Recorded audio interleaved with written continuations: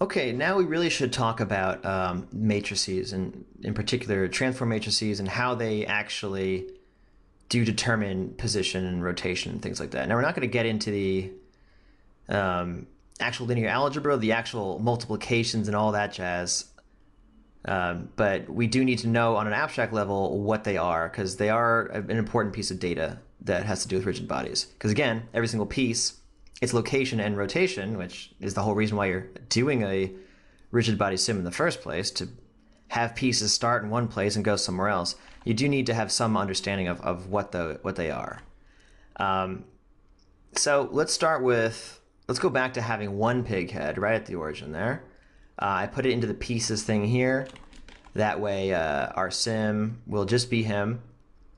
I'm actually going to turn off the convex guide there. We can actually even control where this starts from here, which is kind of nice. I don't know, something like that. I'm just going to rotate it, let it go, and see what we get. Nope, got to move this back to there. Let it go, see what we get. Cool. So that's what we did. That's what we got. We got him falls on the ground, and that's just fine.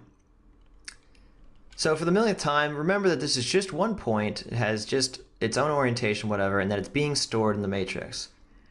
Not that matrix that you're thinking of, but the 4x4 array of numbers known as the full transform. So the full transform, actually, we need to even bring our object out of this thing first. So we need to type in, if we put star, we'll get everything. We don't want the ground plane. We want just this guy. And this guy is called, if we middle click, RBD packed object 1. It's called that because that's what it says here under object name. Now, technically, this, if I middle click, resolves to the name of this node. And that's because $OS means object string, which is the name of this. I could call this anything. And as you probably saw a moment ago, and when I was practicing this, I called it cool RBD. So let's call it cool RBD now. Cool RBD. So if we middle click on it, there it is. It's called cool RBD regardless of what the actual node is labeled. Because this node is creating dynamics objects and putting them into the simulation. It's not like when we're in SOPs, like this node literally stores the object or something. No, this thing is just creating on frame 1, because that's what it says here. As a quick side tangent, if I put $F, it's going to make, and let's say I call this cool RBD $F, it's going to make a node on every, or it's going to make a dynamics object on every frame. And they're kind of crazy right now because they're all on top of each other. But if we middle click and hold, look at that. See, there's lots of them. All the dynamics objects in the simulation. It's not really this node. This node is merely creating them and putting them into play. But undo. We only need the one, and there it is. Bonk. Great. So let's look at his transform now. Go here, and I'm going to say, so we're getting our packed geometry. I like to actually change this here and make it what I actually got there, so, or what it was called. So here it is, the one packed geometry. There he is.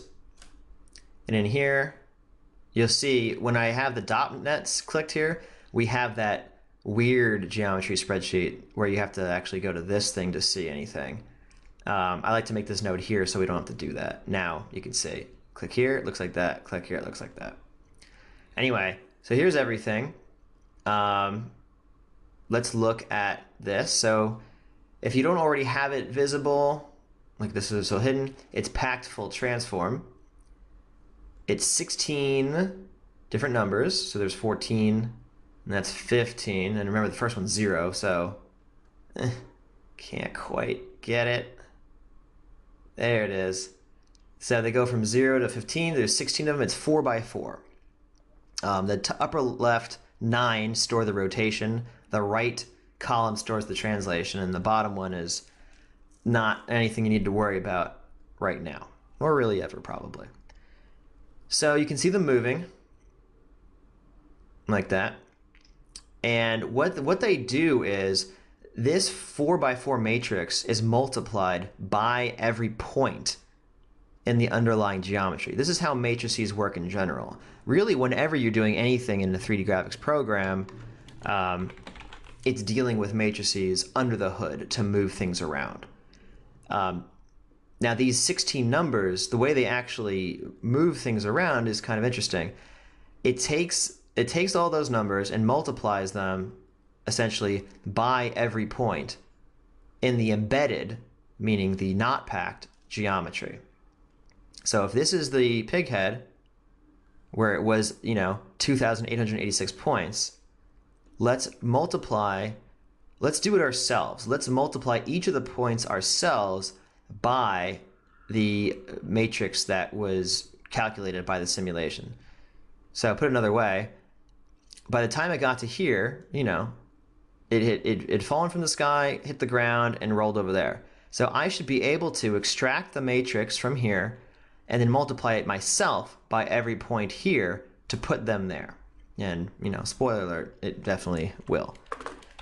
So matrix makes a 4x4 matrix type because this is a commonly used thing in linear algebra / dynamic stuff, or computer graphics in general. I'm going to call it matrix M, and we're going to use a expression, or rather a vex expression called prim intrinsic.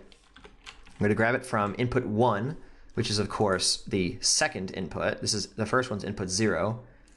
We're going to get the packed full transform, which was the thing that we just saw in our geometry spreadsheet. And we want to get it for primitive 0, which is the only one there is. So you can see no errors. And just to remind you, it was indeed called packed full transform. So there we go.